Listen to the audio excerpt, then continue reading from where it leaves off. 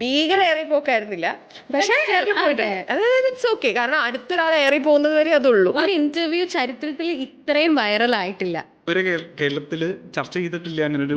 എന്തുകൊണ്ട് 25,000 അമ്മ അസോസിയേഷൻ ഇല്ലേ, അമ്മ അസോസിയേഷനിൽ നിന്ന് എനിക്ക് അവിടെ ജനറൽ ബോഡിയിൽ നിന്നൊക്കെ എനിക്ക് കോൾ വരുന്നു. അമ്മയിൽ പ്രോസ്റ്റിറ്റ്യൂട്ട് എന്നല്ല, ആ മെയിൽ പ്രോസ്റ്റിറ്റ്യൂട്ട്. ബഹിരാകാശത്തല്ല, അതൊക്കെ മേലെ എവിടെയാണ് ഞാൻ പോയത്. ഓപ്പോസിറ്റ് നിൽക്കുന്ന ആളൊരു ഹ്യൂമൻ ബീങ് ആണെന്ന് കൺസിഡർ ചെയ്യാണ്ട് പറയുമ്പോഴാണ് മോശമാവുന്നത്.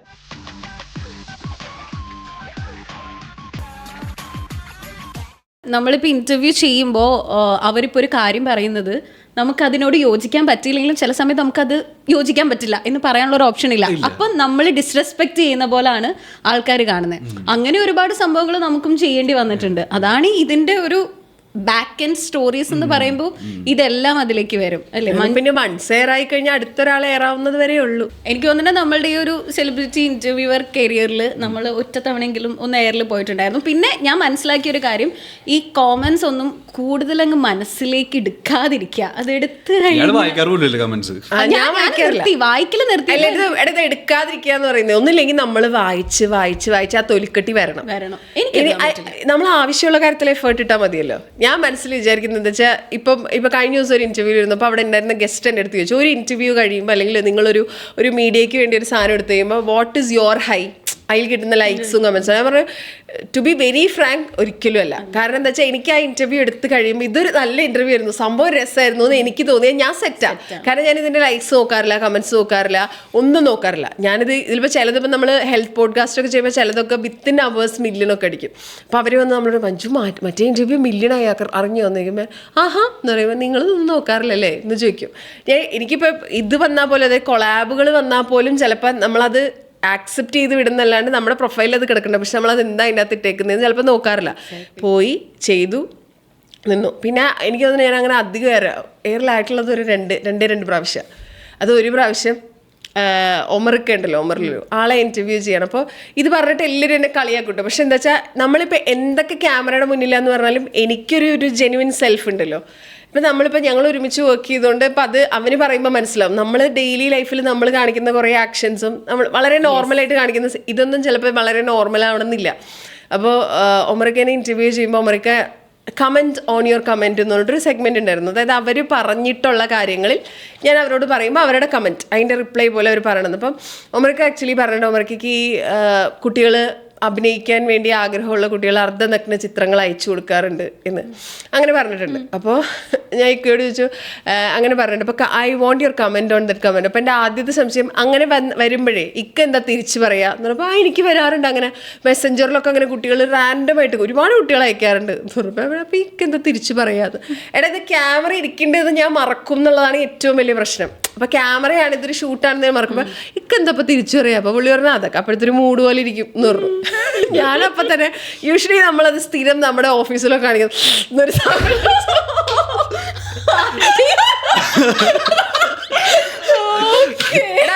അത് വളരെ കോമൺ ആയിട്ട് നമ്മൾ ഓഫീസിലൊക്കെ നമ്മൾ കാണിക്കുന്ന സാധനമാണ്. അപ്പൊ പുള്ളിയും ഭയങ്കരമായിട്ട് ചിരിച്ചു. അതായത് ഇറ്റ് വാസ് ആക്ച്വലി ഒരു ഫൺ സാധനമായിട്ട് ഇത് പോയി. പക്ഷെ ഇത് കഴിഞ്ഞിട്ടേ ഞാനപ്പോ എന്താ വെച്ചാൽ ഇത് കഴിഞ്ഞപ്പോ ഞാൻ ഇവരെ വിളിച്ചിട്ട് പറഞ്ഞു, എന്തോ ഇങ്ങനെ ഒരു സാധനം പോയിട്ടുണ്ട്, ഇതെന്താന്ന് എനിക്കറിയില്ല, പക്ഷെ അവരത് കട്ട് ചെയ്ത് കളയുമായിരിക്കും എന്നൊക്കെ പറഞ്ഞു. പക്ഷെ ഇത് കട്ട് ചെയ്തില്ല കേട്ടോ. ഇതാ ഇട്ടിറങ്ങി കഴിഞ്ഞപ്പോ എനിക്ക് ആദ്യം തയ്ച്ചിരുന്ന എന്റെ ഹസ്ബൻഡാ. എന്നിട്ട് എൻ്റെ അടുത്ത് പറഞ്ഞേ, കമന്റ് ഒന്നും വായിക്കരുത് കേട്ടോ. പിന്നെ തുരുതുരത് ഞാനത് ഇപ്പൊ രസം എന്താ പറയുക, ഈ കഴിഞ്ഞ ദിവസം ഞാൻ ഒരു ഇന്റർവ്യൂവിന് പോയപ്പോൾ അവിടുത്തെ ക്യാമറമാൻ എന്നെ ഇങ്ങനെ ഞാനത് മറന്നിരിക്കും, വീണ്ടും കാണിക്കല്ലേ എന്ന്. ഇത് നമ്മൾ റിയൽ ലൈഫിൽ ചെയ്യുന്ന കാര്യങ്ങളൊക്കെ തന്നെയാണ്. പക്ഷെ ഇത് ക്യാമറയുടെ മുന്നിൽ കാണിക്കുമ്പോൾ ഒരു കാര്യമില്ലാത്ത സദാചാരം പറഞ്ഞുകൊണ്ട് ചില ആൾക്കാർ വരും. അപ്പോൾ അതായത് ഇപ്പം ഞങ്ങൾ ഭയങ്കര തിക്ക് ഫ്രണ്ട്സാണ്. അതായത് ഞങ്ങൾക്കൊരു ഭയങ്കര സന്തോഷം വന്നു കഴിഞ്ഞാൽ, ഭയങ്കര സങ്കടമൊക്കെ വന്നു കഴിഞ്ഞാൽ, may be the first person to call ചിലപ്പോൾ ഞങ്ങളായിരിക്കും. ഞാൻ ചിലപ്പോൾ അവനായിരിക്കും വിളിക്കുക. അപ്പോൾ ഇതുപോലെ ഞങ്ങൾ ഗ്രൂപ്പ് ഇൻ്റർവ്യൂസിൽ ഒരുമിച്ച് ഓൺലൈൻ മീഡിയ റെപ്രസെൻറ്റ് ചെയ്ത് ഇൻ്റർവ്യൂ ചെയ്തിട്ടുണ്ട്. അപ്പോൾ ഇതുപോലെ മമ്മൂക്കയുടെ ഒരു ഇൻ്റർവ്യൂവിന് ഇരിക്കുക. അപ്പോൾ ഇവനിപ്പുറത്തിരിക്കുക. അപ്പൊ ഈ ഷൈൻ ചേട്ടൻ പറഞ്ഞൊരു സാധനം ഓർക്കുണ്ടോ, നിങ്ങൾ കുടിച്ചിട്ട് എത്രാമത്തെ തുള്ളിയിലാണ് ഇത് ഞങ്ങളോടാണ് ചോദിക്കുന്നത്, ഞങ്ങൾ രണ്ടുപേരോടാണ് ചോദിക്കുന്നത് ഷൈൻ ചേട്ടൻ. അപ്പൊ ഇത് ചോദിക്കുമ്പോ ഷൈൻ ചേട്ടൻ ഇത് ചോദിക്കുമ്പോ വി ഫെൽറ്റ് റിയലി ബാഡ്. കാര്യം എന്താ വെച്ചാൽ നമ്മൾ അങ്ങനത്തെ ചോദ്യങ്ങൾ ചോദിച്ചിട്ടില്ല. ഇപ്പം എൻ്റെ കരിയറിൽ എൻ്റെ ഊഹം ശരിയാണ്, ഞാൻ അങ്ങനെ ചോദിച്ചിട്ടേ ഇല്ല. ഞാൻ പ്രിപ്പയർ ചെയ്തിട്ട് എനിക്ക് കോൺഫിഡൻസ് ഉള്ള ചോദ്യങ്ങൾ ചോദിച്ചിട്ടുള്ളൂ. ഈ പറഞ്ഞ പോലത്തെ മണ്ടത്തരങ്ങൾ സംഭവിക്കാറുണ്ട്. അതായത് എൻ്റെ സ്വഭാവം പുറത്തു വരുമ്പോൾ അത് ആളുകൾക്ക് അക്സെപ്റ്റ് ചെയ്യാൻ പറ്റാത്തതിൻ്റെ ഒരു മണ്ടത്തരം വരാറുണ്ട്. അതല്ലാണ്ട് അവിടെ ഇരിക്കുന്ന ആളെ ഇൻസൾട്ട് ചെയ്തിട്ടോ അയാളുടെ പേഴ്സണൽ ലൈഫിലേക്ക് ഒരു കാര്യം അങ്ങനത്തെ സാധനങ്ങളൊന്നും ഞാൻ ചോദിച്ചിട്ടില്ല. അപ്പോൾ ഇത് പുള്ളി ചോദിച്ചപ്പോൾ നമ്മളിങ്ങനെ ഷേ എന്ന് പറഞ്ഞ് കാണിക്കുമല്ലോ, ഇത് ഞാൻ തന്നെ കേൾക്കേണ്ടി വന്നല്ലോ ഭഗവാനേന്ന്. ഈ സാധനം ഇപ്പം ഇവൻ എൻ്റെ ഇപ്പുറത്തിരിക്കുക, അപ്പം ഞാൻ ഈ കൈ വെച്ചിട്ട് ഇവൻ്റെ കാലയിൽ ഇങ്ങനെ നമ്മൾ അടിക്കില്ലേ, അങ്ങനെ അടിച്ചിട്ട് എന്റെ കൈ അവിടെ ഇങ്ങനെ നമ്മളിങ്ങനെ കാണിക്കില്ലേ, ഇങ്ങനെ കാണിച്ചു എന്റെ കൈ അവിടെ ഇരിക്കുക. ഇതും കുറെ കഴിഞ്ഞപ്പോ ഈ നമ്മുടെ ചാനലിന്റെ ടീമിന് എനിക്ക് അയച്ചു തരാൻ മതി. ഞാനിതൊന്നും അറിയില്ല കേട്ടോ, ഞാനിങ്ങനെ എയറിൽ പറന്നു നടക്കാം, ഞാൻ അറിയുള്ളത്. അപ്പോൾ ഇതും എനിക്ക് എൻ്റെ ഹസ്ബൻഡാണ് അയച്ചു തരുന്നത്. എന്നിട്ട് വീണ്ടും പറഞ്ഞു, മോളെ നീ ഇതിന്റെ കമന്റ് ഒന്നും വായിക്കരുത് കേട്ടോ എന്ന്. അപ്പൊ എനിക്ക് ഒരു ത്വര എന്താന്നറിയാം. അപ്പൊ മറ്റേ ചേച്ചി വേറെ മൂഡില, ചേച്ചി അവന്റെ തൊടയിലെന്ന് പറഞ്ഞ് ഞാനിങ്ങനെ ഗദ്ദു അതിന്റെ തൊടയായിരുന്നല്ലേ എനിക്കിങ്ങനെ, അതായത് എടാ ബെസ്റ്റ് ഫ്രണ്ട് അല്ലേ. അപ്പൊ ഞാനിങ്ങനെ വെച്ചിട്ട് ഗദ്ദു എനിക്ക് നിന്നെ കുറിച്ചുള്ള സാധനങ്ങളൊക്കെ നീ അറിയുന്നുണ്ടല്ലേ. അപ്പൊ ഔവടോ എനിക്കും വരാറുണ്ട്, ഞാൻ തന്നോട് പറഞ്ഞാൽ തനിക്ക് വിഷമാവല്ലോ എന്ന് വിചാരിച്ചിട്ടാ ഇങ്ങനെ ഒരു 2 പ്രാവശ്യം ഏറിപ്പോയിട്ടുണ്ട്. പക്ഷെ അത് ഭീകര ഏറിപ്പോക്കായിരുന്നില്ല, പക്ഷെ ഏറി പോയിട്ടുണ്ട്. അതായത് ഇറ്റ്സ് ഓക്കെ, കാരണം അടുത്തൊരാൾ ഏറി പോകുന്നത് വരെ അതുള്ളൂ. ആ സെലിബ്രേറ്റ് ചെയ്യാൻ എന്തെങ്കിലും കിട്ടണല്ലോ, അത്രേ ഉള്ളൂ. കൂടിപ്പോയ ഒരു 2 ആഴ്ചത്തേക്ക് നമ്മൾ ഈ എയറിന്റെ കാര്യം, മില്യൺ വ്യൂസിന്റെ കാര്യം പറഞ്ഞപ്പോൾ എനിക്ക് തോന്നുന്നു ഒരു ഇന്റർവ്യൂ ചരിത്രത്തിൽ ഇത്രയും വൈറൽ ആയിട്ടില്ല. ആ ഇന്റർവ്യൂ ഗദ്ദാഫിയുടെ ഇന്റർവ്യൂ ആയിട്ടായിരുന്നു. അത് ആരുടെ ഇന്റർവ്യൂ ആണെന്ന് ഞാൻ പറയണോ? ജി ഗോളാന്റെ ഇന്റർവ്യൂ. എനിക്ക് തോന്നുന്നല്ലേ ഇത്രയും ചർച്ചാ വിഷയം. എനിക്ക് തോന്നുന്നത് ആ ഒരു ഇന്റർവ്യൂ കഴിഞ്ഞിട്ട് ഒരു 2-3 ആഴ്ച എല്ലാവരും ഇതിന്റെ പുറകെ തന്നെയായിരുന്നു. ലൈക്ക് അത് ആരാണെന്ന് കണ്ടുപിടിക്കുന്നു, ഇത് ലൈക്ക് എന്തുകൊണ്ട് 25,000 ലൈക്ക് അതൊക്കെ ഭയങ്കര ഒരു ചോദ്യമായിരുന്നു. അത്രയും ചർച്ചാ വിഷയമായ ഒരു ഇന്റർവ്യൂ. അപ്പൊ ആദ്യം തന്നെ ഞാൻ ചോദിക്കട്ടെ, അങ്ങനെ ഒരു ഇന്റർവ്യൂ എടുക്കാനുള്ള ഒരു റീസൺ എന്തായിരുന്നു? ഇന്റർവ്യൂ എടുക്കാനുള്ള റീസൺ അത് ഇതുവരെ കേരളത്തിൽ ചർച്ച ചെയ്തിട്ടില്ല അങ്ങനൊരു വിഷയം എന്നുള്ളത് കൊണ്ടാണ് എൻ്റെ പ്രധാനപ്പെട്ട ഹൈലൈറ്റ് അതായിരുന്നു. അതായത് നമ്മൾ ഇതുവരെ ചർച്ച ചെയ്യാത്ത ഒരാളുടെ ഒരു ടോപ്പിക് എടുക്കണം എന്നുള്ളതായിരുന്നു അതിൻ്റെ പ്രധാന ആകർഷണം. പക്ഷെ പോഡ്കാസ്റ്റ് നമ്മൾ ഉദ്ദേശിച്ച രീതിയിലൊന്നുമല്ല ഇവിടുത്തെ ഉള്ള ആളുകൾ അക്സെപ്റ്റ് ചെയ്ത്. എല്ലാവരും അങ്ങനെയാണെന്നല്ല ഞാൻ പറയുന്നത്, ഒരു ചെറിയൊരു വിഭാഗമെങ്കിലും അതിനെ വളരെയധികം ക്രിട്ടിസൈസ് ചെയ്തിട്ടുണ്ട്. ഞാൻ ഇത് എയർ ചെയ്തതിന് ശേഷം ഞാൻ മഞ്ജുവിനെയൊക്കെ വിളിച്ച് കുറേ സംസാരിച്ചിട്ടുണ്ട്. അവിടെ നിന്ന് ഇങ്ങനെ വിളിച്ച് പറഞ്ഞു, ഇവിടെ നിന്ന് ഇങ്ങനെ വിളിച്ചു പറഞ്ഞു, ഇങ്ങനെ കമൻറ്റ് വരുന്നു, ഞാൻ മറ്റേ മാഫിയാണ് എന്നൊക്കെ പറഞ്ഞിട്ടുള്ള കമൻറ്റുകൾ വരുന്നു. അപ്പോൾ ഇതൊക്കെ കാണുന്ന സമയത്ത് ആദ്യം ഭയങ്കരമായിട്ട് പാനിക്കായി. ഇതിനേക്കാളൊക്കെ എന്നെ വിഷമിപ്പിച്ചത് അമ്മ അസോസിയേഷനില്ലേ, അമ്മ അസോസിയേഷനിൽ നിന്ന് എനിക്ക് അവിടെ ജനറൽ ബോഡിയിൽ നിന്നൊക്കെ എനിക്ക് കോൾ വരുന്നു ഈ ഇന്റർവ്യൂ ഇതിന് ശേഷം. അപ്പം അവിടുത്തെ ആ ജനറൽ ബോഡിയിലുള്ള ഒരു സ്ത്രീയാണ് എന്നെ വിളിക്കുന്നത്. സ്ത്രീ ആരാണെന്ന് ഞാൻ പറയുന്നില്ല, ഒരു ആക്ടർ വിളിച്ചിട്ട് പറയാം, ഗദ്ദാഫി നമുക്ക് ഒരു കംപ്ലൈൻറ്റ് കിട്ടിയിട്ടുണ്ട്, ഗദ്ദാഫി അമ്മ സംഘടനനെ ഈ പറഞ്ഞ പോലെ അവഹേളിച്ചു. അപ്പം ഞാൻ പറഞ്ഞു, എന്താ ചേച്ചി അങ്ങനെ പറയുന്നത്, അമ്മയിൽ പ്രോസ്റ്റിറ്റ്യൂട്ട് എന്ന് താൻ പറഞ്ഞോ എന്നൊക്കെ. ഞാൻ പറഞ്ഞ അമ്മയിൽ പ്രോസ്റ്റിറ്റ്യൂട്ട് ഉണ്ടെന്നോ ചേച്ചി, എന്താ ഈ പറയുന്നത്, നമ്മളുടെ പോഡ്കാസ്റ്റായിട്ട് അതിന് ഒരു ബന്ധമില്ല എന്താ ഇപ്പം ഇങ്ങനെ പറയുന്നത്. അപ്പോൾ തന്നെ താൻ അങ്ങനെ പറഞ്ഞു എന്നാണല്ലോ എന്നോടൊരു നടി വിളിച്ചിട്ട് പറഞ്ഞത്. അപ്പം ഞാൻ പറഞ്ഞില്ല ആരാ പറഞ്ഞേ. അപ്പോൾ തന്നെ മറ്റേ പറഞ്ഞ നടി എന്നെ വിളിക്കുകയാണ്. നടി വിളിച്ചിട്ട് പറഞ്ഞു, ഗദ്ദാഫി എന്ത് വർത്താനാണ് പറഞ്ഞു, ഇന്ന് തന്നെ അത് ഡിലീറ്റ് ചെയ്തില്ലെങ്കിൽ ഇവിടെ ആകെ വിഷയമാവും. അപ്പം ഞാൻ പറഞ്ഞു, എന്താ ചേച്ചി കാര്യം പറയൂ, അമ്മയിൽ പ്രോസ്റ്റിറ്റ്യൂട്ട് എന്നാണ് താങ്കൾ പറയുന്നത്. അപ്പം ഞാൻ പറഞ്ഞു, ചേച്ചി എവിടെയാണത് എക്സാക്ട്ലി കേട്ടതെന്ന് പറ, ആ സമയം ഒന്ന് പറ. ഞാനത് ഫുൾ മറ്റേ നമ്മൾ ഷൂട്ട് ചെയ്ത് എഡിറ്റ് ചെയ്ത് ഞാൻ തന്നെ അത് കറക്റ്റ് ചെയ്യാൻ കൊടുക്കുന്നത്. അവിടെ ഒന്നും ആ സാധനം പറഞ്ഞില്ല, ചേച്ചി എവിടെ അത് കേട്ടതെന്ന് പറ. അപ്പോൾ ഇന്ന മിനിറ്റിൽ അപ്പം ഞാൻ പറഞ്ഞു, ചേച്ചി അത് അമ്മയിൽ പ്രോസ്റ്റിറ്റ്യൂട്ട് എന്നല്ല, ആ മെയിൽ പ്രോസ്റ്റിറ്റ്യൂട്ട്. അപ്പൊ ചേച്ചി ചേച്ചി പറഞ്ഞു, എന്നാലതെ കേൾക്കുന്നത് അങ്ങനെയല്ല, ഇത് കുറെ ആളുകൾ കണ്ടിട്ട് എന്നെ വിളിച്ചുകൊണ്ടിരിക്കുകയാണ്, ഇത് അമ്മയിൽ പ്രോസ്റ്റിറ്റ്യൂട്ട്, അമ്മയിൽ പ്രോസ്റ്റിറ്റ്യൂട്ട്. അപ്പം ഞാൻ പറഞ്ഞു, ചേച്ചി അത് ഒന്നില്ലെങ്കിൽ കേൾവിക്കാരൻ്റെ പ്രശ്നമാണ്, അതല്ലെന്നുണ്ടെങ്കിൽ അത് എടുക്കുന്ന ആളുകളുടെ പ്രശ്നമാണ്, അതല്ലാതെ ഞാൻ പറഞ്ഞതിൻ്റെ അയാൾ അങ്ങനെ പറഞ്ഞതിൻ്റെ പ്രശ്നമല്ല. മെയിൽ പ്രോസ്റ്റിറ്റ്യൂട്ട് എന്നുള്ളത് നമ്മളത് അടിവരയിട്ട് നമ്മൾ താഴെ എഴുതി കാണിക്കുന്നുമുണ്ട് സബ് ടൈറ്റിലേ, മെയിൽ പ്രോസ്റ്റിറ്റ്യൂട്ട് എന്നുള്ളത്. അപ്പം എന്താ ചേച്ചി അങ്ങനെ വിചാരിക്കുന്നത്. ഞാൻ പറഞ്ഞു, ചേച്ചി മെയിൽ പ്രോസ്റ്റിറ്റ്യൂട്ട് നമ്മൾ യൂഷ്വലി പറയില്ല, നമ്മൾ പറയുമ്പോൾ മെയിൽ പ്രോസ്റ്റിറ്റ്യൂട്ട്, ഇത് മെയിൽ പ്രോസ്റ്റിറ്റ്യൂട്ട് അമ്മയിൽ എന്നാ കേൾക്കുന്നത് എത്ര. എന്നിട്ട് അത് വലിയ സീനായി. അപ്പം എന്നിട്ട് എന്നെ ആ നടി വിളിച്ച് ഭീഷണിപ്പെടുത്തി, ഇത് ഇപ്പം റിമൂവ് ചെയ്തില്ലെങ്കിൽ അല്ലെങ്കിൽ ശരിയാവില്ല. കഴിഞ്ഞിട്ടും അത് പറഞ്ഞു കഴിഞ്ഞാൽ എനിക്ക് മനസ്സിലാവുന്നില്ല. അപ്പം ഞാനപ്പോൾ അവസാനം നമ്മൾ ശ്വേത ചേച്ചിക്ക് മെസ്സേജ് അയച്ചു, ശ്വേത ചേച്ചി ഇത് മെയിൽ പ്രോസ്റ്റിറ്റ്യൂട്ട് എന്നാണ് പറഞ്ഞാക്കുന്നത്, അല്ലാതെ അമ്മയിൽ പ്രോസ്റ്റിറ്റ്യൂട്ട്. ഞാനപ്പോൾ സ്ക്രീൻഷോട്ട് അടക്കം അതിൻ്റെ താഴെ ഇട്ടാക്കുന്ന സബ് ടൈറ്റിൽ അടക്കം സ്ക്രീൻഷോട്ട് എടുത്ത് അയച്ചു കൊടുത്തു. അങ്ങനെ ഞാൻ ഓർക്കാത്ത സ്ഥലത്തു നിന്നൊക്കെ ഇങ്ങനെ വരികയാണ്. ഞാൻ ബാക്കിയുള്ള എല്ലാം ഞാൻ കേൾക്കാൻ ബാധ്യസ്ഥനാണെന്ന് വിചാരിക്കും. ഇതൊക്കെ എന്താ. പിന്നെ ഞാൻ ഇപ്പോഴും ആലോചിക്കുന്നുണ്ട്, അതായത് കുറേയധികം കമൻറ്റുകളൊക്കെ വന്നുകൊണ്ടിരിക്കുകയാണ്. അപ്പം ഞാൻ മഞ്ജുവിനെ വിളിച്ചിട്ടാണ് ഇങ്ങനെ പറഞ്ഞു, എടോ ഇങ്ങനെ വിളിച്ചു ഇത് പറഞ്ഞു, ഒരാൾ കമൻറ്റ് ചെയ്തേക്കാം. ഗദ്ദാഫി ഇതിന്റെ മാഫിയ, അതായത് Oh God. ആളുകളെ ചീത്ത പേരൂടെ സപ്ലൈ ചെയ്യുന്ന ആളുകൾ കണക്ട് ചെയ്ത് കൊടുക്കുന്ന ആള് ഞാനാണ് എന്നൊക്കെ പറഞ്ഞിട്ടുള്ള കമന്റുകൾ വന്നുകൊണ്ടിരിക്കുക. അവിടെ നിന്ന് ഇവിടെ നിന്നൊക്കെ ആയിട്ട് കുറേ സ്പെക്കുലേഷൻസ് ഒക്കെ വന്നുകൊണ്ടിരിക്കുന്നു. ആ സമയം സത്യമായിട്ട് ഞാൻ പേടിച്ചത് എങ്ങോട്ടായി പോണത്. നമ്മൾ വളരെ നല്ല ഉദ്ദേശത്തിൽ ചെയ്ത സാധനം, പക്ഷെ ആളുകൾ ഇത് വേറെ രീതിയിലൊക്കെ, പക്ഷെ അത് കുറേ രീതിയിൽ തന്നെ എൻ്റെ കരിയറിൽ ഗുണം ചെയ്തിട്ടുണ്ട്. ഇപ്പോഴും ഞാൻ കോഴിക്കോടൊക്കെ ഷൂട്ടിന് പോകുന്ന സമയത്ത് ഇപ്പോഴും ജിഗോളോനെ എടുത്ത ആളല്ലേ എന്നുള്ളതാണ് ഇപ്പോഴും. ഇപ്പോൾ കഴിഞ്ഞ ദിവസം ഞാൻ ലക്ഷ്മി ചേച്ചിനെ ഇൻ്റർവ്യൂ ചെയ്തപ്പോൾ ചേച്ചി പറഞ്ഞ് ജിഗോളോനെ എടുത്തപ്പോൾ താനായിരുന്നോ? അപ്പോൾ ഞാൻ പറഞ്ഞു അതെ, അത് ഞാൻ കണ്ടിട്ടുണ്ട് എന്നാണ് പറയുന്നത്. അപ്പോൾ അതിലൊരു സന്തോഷമുണ്ട്. എനിക്ക് ഈ പറയുന്ന പോലെ ഞാൻ ചെയ്ത എഫേർട്ടിലും ഞാൻ കൊണ്ടുവന്ന പുതുമയിലൊക്കെ എനിക്ക് എഫേർട്ട്, പക്ഷെ അതിൽ ഈ പറയുന്ന പോലെ ഞാൻ ആവശ്യമില്ലാതെ കല്ലെറിയപ്പെട്ടിട്ടുമുണ്ട്. നമ്മളൊരു ഭയങ്കര സെൽഫ് ഡൗട്ടിലേക്ക് ഇനി ശരിക്കും ഞാനിത് ഡിസ്കഷൻ വരും. കാരണം ഇത് കോൾസ് എന്നൊക്കെ പറഞ്ഞാലുണ്ടല്ലോ, അവരപ്പോൾ ഒരു ഷൂട്ടിന് വേറെ സ്ഥലത്തേക്ക് ട്രെയിനിൽ പോയിക്കൊണ്ടിരിക്കുക, രാവിലെ തൊട്ട് ഇങ്ങനെ കോൾ. അപ്പോൾ ഇതിൻ്റെ ഇടയിൽ വിളിച്ചിട്ട് എടോ എനിക്ക് താൻ ഫ്രീ ആണോ, താൻ ഓക്കെ, കാരണം രാവിലെയാണേ വിളിച്ചിട്ട് ഇതിങ്ങനെ കോൾ വന്നുകൊണ്ടിരിക്കാൻ മഞ്ജു ഞാനിത് എന്താ ചെയ്യേണ്ടത്, എനിക്ക് മനസ്സിലാവുന്നില്ല, ഇവരൊക്കെ ഇത് എന്താ പറയണ്ടത്, ഇതിപ്പോൾ റിമൂവ് ചെയ്യണം അല്ലെങ്കിൽ തനിക്കെതിരെ കേസ് പോകുമെന്നൊക്കെ പറഞ്ഞ്. അപ്പം ഞാനിങ്ങനെ വിളിച്ച് ഇത് ഇത്ര വലിയ പ്രശ്നമാണോ? ഇപ്പം ഇതിനു മുമ്പ് ഇവിടെ വേറെ പ്രോസ്റ്റിറ്റ്യൂട്ട്സിന് സെക്സ് വർക്കേഴ്സിൻ്റെ അടുത്ത് ഇൻ്റർവ്യൂ ചെയ്തിട്ടുണ്ട്, പക്ഷെ അതിൽ മെയിൽസ് വന്നിട്ടില്ല, ഫീമെയിൽസാണ് വന്നിട്ടുള്ളത്. ഫീമെയിൽസിനോട് സംസാരിക്കാമെങ്കിൽ മെയിൽസിനോട് സംസാരിച്ചൂടെ? എന്തായാലും വ്യത്യാസം. ഇപ്പോൾ അയാളുടെ ലൈഫ് അയാളത് ഓക്കെ, അയാൾ അത് ചെയ്യുന്നതിൽ ഓക്കെയാണ്, അയാൾ അതൊരു ജോലിയായിട്ട് ചെയ്യുന്നു, അയാളുടെ അടുത്ത് പോകുന്ന ആളുകളും അവരും ഓക്കെയാണ്. പിന്നെ നമുക്കെന്താ പ്രശ്നം? വർത്താനം പറയുന്ന അയാൾക്കും എടുക്കുന്ന ഇയാൾക്കും പ്രശ്നമില്ലെങ്കിൽ പിന്നെ എന്താ പ്രശ്നം എന്നുള്ളൊരു ചോദ്യം ഉണ്ടല്ലോ. അപ്പൊ ഇത് കേസ് കൊടുക്കും, ഇത് ഇന്ന ആളാന്ന് പറയുന്നു, പിന്നെ ആളെ കണ്ടുപിടിക്കാൻ നടക്കുന്നു. കേസ് കൊടുക്കും പറഞ്ഞു. അതായത് എന്ത് കാര്യത്തിന് അമ്മേനെ അസോസിയേഷൻ വിളിച്ചിട്ട് അമ്മേനെ അവഹേളപ്പെടുത്തി. പിന്നെ എന്താ വെച്ചാൽ ആളുടെ മുഖം മറച്ചിരുന്നോണ്ട് ഇത് ഇന്ന ആളാണെന്ന് പറഞ്ഞ ഒരു ആക്ടറിനെതിരെ അങ്ങനെ ഒരു പ്രശ്നം ഉണ്ടായിരുന്നു, അങ്ങനെ ഒരു ഡൗട്ട് ഉണ്ടായിരുന്നു. ഒരു ആക്ടറിന് ഇത് ഇന്ന ആളല്ലേ, അപ്പൊ അത് ആ ആക്ടറിനെ പോലെ തോന്നി എന്നൊക്കെ പറഞ്ഞിട്ട് ആ ആക്ടറിനെ വിളിച്ചിട്ട് പറഞ്ഞു ഇത് അയാളുടെ മുഖം എന്തായാലും റിവീൽ ചെയ്യണ ആൾക്കാർ ഞാൻ വിചാരിക്കുന്നത് ഇദ്ദേഹമാണ് എന്ന് പറഞ്ഞിട്ട്. അപ്പം ഞാൻ പറഞ്ഞു ചേട്ടൻ്റെ പേര് പോലും ഇവിടെ പരാമർശിക്കേണ്ട ആവശ്യമില്ല, കാരണം അത് ചിന്തിക്കാത്ത ആൾക്കാരുടെ അടുത്തേക്ക് പോലും ആ ചേട്ടൻ്റെ പേരും ചേട്ടൻ്റെ ഇത് പോവല്ലോ. അതെന്തിനാ അപ്പം അങ്ങനെ നൂലാമലകൾ. ഞാനൊരു പോഡ്കാസ്റ്റ് എടുത്തത് മാത്രമേ അത് തന്നെയാണ് നമ്മൾ. എനിക്ക് തോന്നുന്നത് എല്ലാവരും വിചാരം നമുക്കൊക്കെ അപാര തൊലിക്കെട്ടിയാണെന്നാ, നമ്മൾ എന്ത് പറഞ്ഞാലും ഒന്നും ബാധിക്കില്ല എന്നാണ് തോന്നുന്ന ആൾക്കാർ വിചാരിച്ചത്. മേ ബി അതുകൊണ്ടായിരിക്കും ഇങ്ങനെ വിളിച്ചിട്ട് പറഞ്ഞത്. പക്ഷെ എനിക്ക് തോന്നുന്നു ആ സമയത്ത് ഗദ്ദാഫി കുറച്ചുകൂടി ഓക്കെ ആയിട്ട് ഇരുന്നോണ്ട് പിന്നെ അത്. പക്ഷേ ബിൽഡ് എനിക്ക് ഭയങ്കര സങ്കടമുള്ള ഒരു കാര്യം എന്താണെന്ന് വെച്ച് കഴിഞ്ഞാൽ, ഇവിടെ കേരളം പോലുള്ള ഒരു സ്ഥലത്തെ ആളുകൾക്ക് എന്തും ഒരാളെ പറ്റി വിളിച്ച് പറയുകയും കമന്റ് ചെയ്യുകയും എന്നൊക്കെ പറയുന്ന ഒരു സ്പേസ് ഭയങ്കര കൂടുതൽ. നമ്മൾ ഇത്രയും വർഷത്തെ ഒരു ഇൻഡസ്ട്രിയിൽ നിന്ന് നമ്മൾ ചിലപ്പോൾ ഇത് യൂസ്ഡ് ആയിട്ടുണ്ടായിരിക്കും, പക്ഷേ ഇത് വായിക്കുന്ന നമ്മളുടെ അച്ഛൻ്റെ അമ്മയുടെ മാനസികാവസ്ഥ എന്താണ്, നമ്മളുടെ ചേട്ടൻ്റെ മാനസികാവസ്ഥ എന്താണ്, നമ്മളുടെ ഏറ്റവും അടുത്ത സുഹൃത്തുക്കളുടെ മാനസികാവസ്ഥ എന്തായിരിക്കും എന്നൊന്നും ഈ കമന്റ് ചെയ്യുന്ന ആളുകൾ. ഞാനപ്പോൾ ഇത് ഭയങ്കര രൂക്ഷമായ സമയത്ത് ഭയങ്കര പച്ചത്തെറി, അതായത് നമ്മൾ അച്ഛനെയും അമ്മേനെയും വെച്ചിട്ടുള്ള തെറികളൊക്കെ നമ്മൾ കണ്ട സമയത്ത് എനിക്കിത് സഹിക്കുക വയ്യാതെ ഞാനപ്പോൾ തന്നെ സൈബർ സെല്ലിൽ കംപ്ലയിൻറ്റ് ചെയ്തു. ഞാനപ്പോൾ ഒരു 12-13 തവണ മെയിൽ അയച്ചിട്ടുണ്ട്.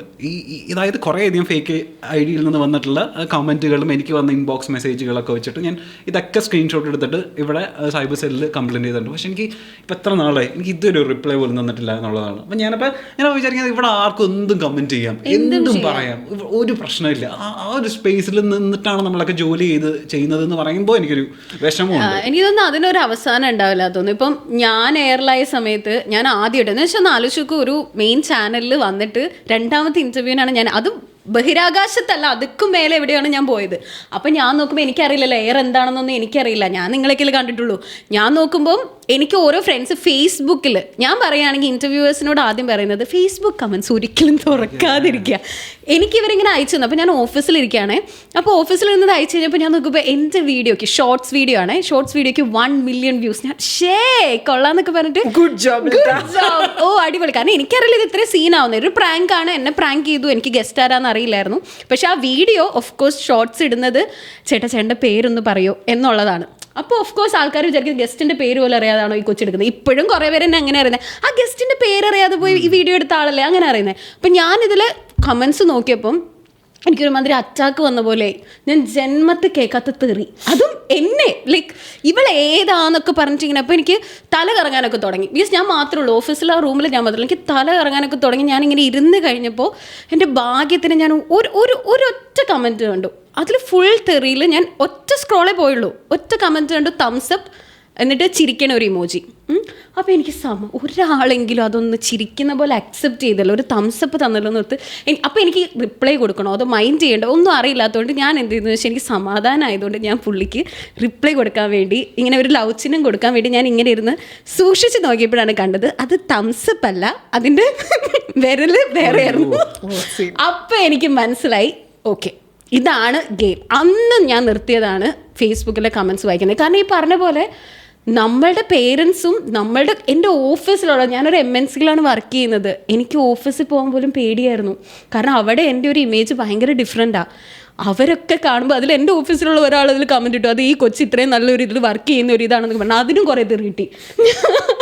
ഞാൻ അപ്പോൾ എനിക്ക് മനസ്സിലായൊരു കാര്യം നമ്മളുടെ ചോയ്സാണിത്, ഇതിൽ നിൽക്കണോ വേണ്ടയോ എന്നുള്ളത് നമ്മളുടെ ചോയ്സാണ്. പക്ഷെ അന്ന് ഞാനൊരു ഡിസിഷൻ എടുത്തു, ഞാൻ ഇതിന് കണ്ടിന്യൂ ചെയ്തില്ലെങ്കിൽ എല്ലാവരും എന്നെ ഇതിൽ വെച്ച് മാത്രമേ അറിയപ്പെട്ടുള്ളൂ. ഞാനിത് കഴിഞ്ഞിട്ട് ഒരു 2-3 എണ്ണെങ്കിലും ചെയ്ത് കഴിഞ്ഞാൽ അറ്റ്ലീസ്റ്റ് അതിൽ ഒരെണ്ണെങ്കിലും നന്നായി ആയിക്കോച്ച് ഇൻ്റർവ്യൂ ചെയ്യുന്നതാണെന്നെങ്കിലും അറിയില്ല. പിന്നെ മഞ്ജു ചേച്ചി നേരത്തെ പറഞ്ഞ പോലെ കുറച്ച് നാൾ കഴിയുമ്പോൾ അടുത്ത ആൾ എയറിലാവുമ്പോൾ അത് പോവും.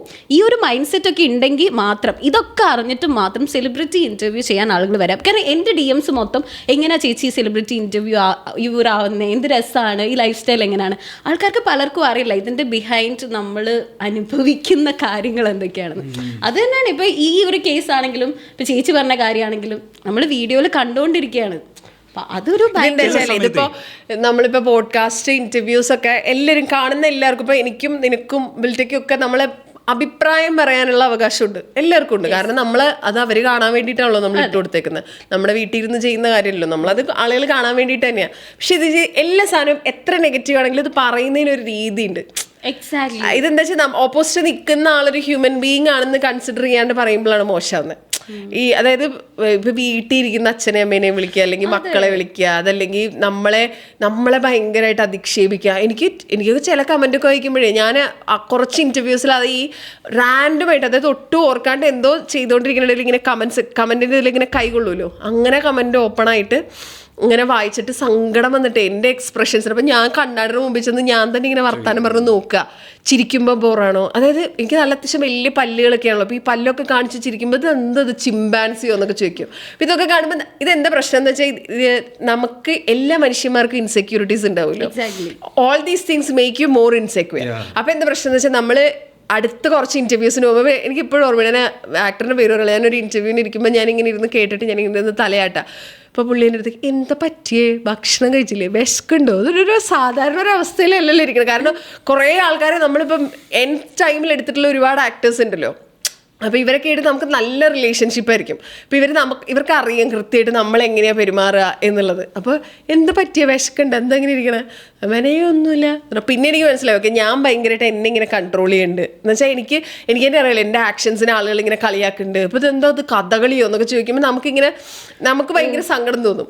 അപ്പോൾ ഇത് ഭയങ്കര കോൺസെപ്റ്റ്. പിന്നെ ഞാൻ വിചാരിച്ചു വേണ്ട, അത് വായിക്കാം, അതിരുന്നാൽ തീർന്നല്ലോ, എന്തായാലും നമ്മൾ ഈ പണിയാണ് ചെയ്യുന്നത്. അപ്പോൾ this is suppose to happen, let it happen, it's okay. ആളുകൾ പലവിധാണല്ലോ, നമുക്കിപ്പോൾ ഇത് കൺട്രോൾ ചെയ്യാൻ പറ്റില്ല. ഇത് എനിക്ക് ഉണ്ടായിട്ടുണ്ട്. അതെ, ഒരു ഭൂരിഭാഗം ആംഗേഴ്സിനും ഉണ്ടായിട്ടുണ്ട്. അതായത് എൻ്റെ ഒരു സമയത്ത് ചിരിയെ ഭയങ്കര, എനിക്കിപ്പോൾ ബിൽറ്റയ്ക്കും മഞ്ജുവിനും ഞാൻ ഭയങ്കര ചിരിക്കുന്ന ആളാണ്. ഈ ചിരിക്ക് ഞാൻ കേൾക്കേണ്ടി വന്നിട്ടുള്ള പഴി എൻ്റെ അമ്മയെ തുടക്കകാലത്തേ, അതായത് ഇവൻ എന്തിനാ ഇങ്ങനെ കിടന്ന് അട്ടഹസിച്ച് ചിരിക്കുന്നത്, ചിരിക്കാനും മാത്രം ഇനിയിപ്പോൾ എന്താ എന്നൊക്കെ പറഞ്ഞിട്ടുള്ള ഒരുപാട് ചിരി, ഇവൻ എന്തിനാ ഇങ്ങനെ ഇടുന്ന് ഓവറാക്കുന്നത് എന്നൊക്കെ പറഞ്ഞിട്ടുള്ള ഒരുപാട് കമൻറ്റ്.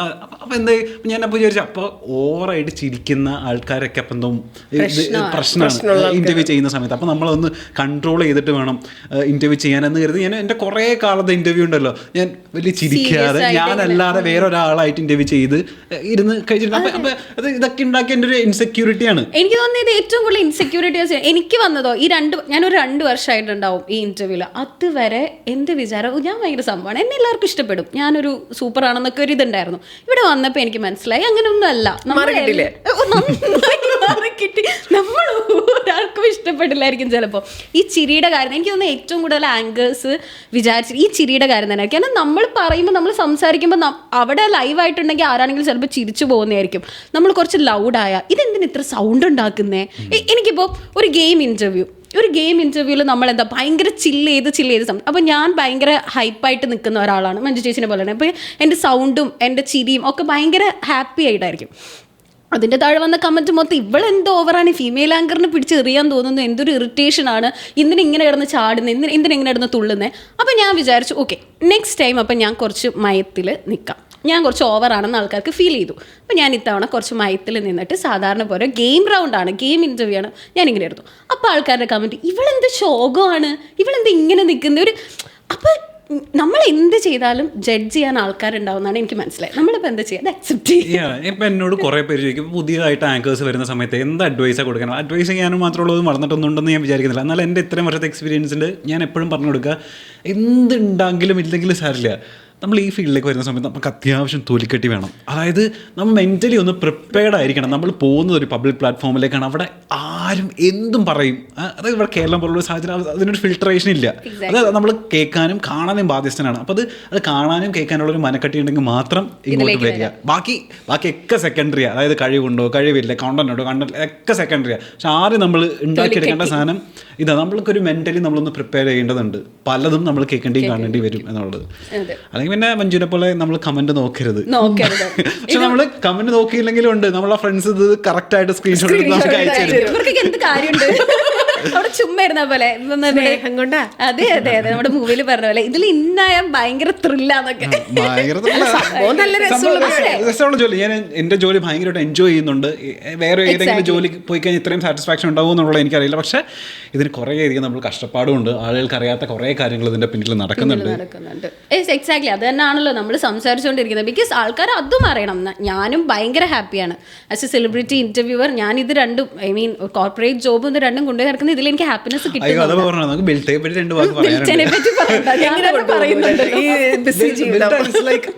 ഒരു കമ്പനിയുടെ MNCയുടെ HR ആണ്.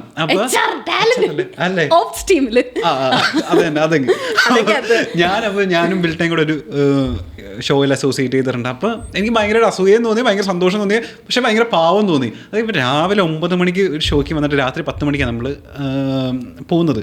അപ്പോൾ ഈ അന്ന് നമ്മളെടുത്തത് 10-20 ഇൻ്റർവ്യൂസ് എടുക്കുന്നുണ്ട്. ഓരോ ഇൻ്റർവ്യൂസും കഴിയുമ്പോൾ ഇവളുടെ ലാപ്ടോപ്പിൽ പോയി പണിയെടുക്കാണ്. അത് പറയില്ലേ. അപ്പൊ ഞാൻ ജോലിയുടെ ഇടയിൽ പണിയെടുക്കണം. 5 മണി കഴിഞ്ഞിട്ടെന്ന് പറ, ഷിഫ്റ്റ് കഴിഞ്ഞിട്ട് അപ്പൊ തന്നെ പണിയെടുക്കുന്ന പറഞ്ഞാൽ. അതായത് 10-20 ചിരിക്കല്ലോ 10-20 ഇന്റർവ്യൂസ് എടുക്കണം. അപ്പോൾ ആ ഇന്റർവ്യൂസിന്റെ ഇടയിലും ഇവള് ഈ 5 മണിക്ക് ശേഷം ഇവള് തയ്യാറെടുക്കുന്ന സാധനം മെയിൽ അയക്കണം, അവിടെ പോകണം, ഇവിടെ പോകണം എന്നുള്ള സാധനങ്ങളിലൊക്കെ ആയിട്ട് ഇവള് ഇങ്ങനെ എൻഗേജ് ആയിക്കൊണ്ടിരിക്കണം. അപ്പോൾ എനിക്ക് ശരിക്കും പാവം തോന്നി.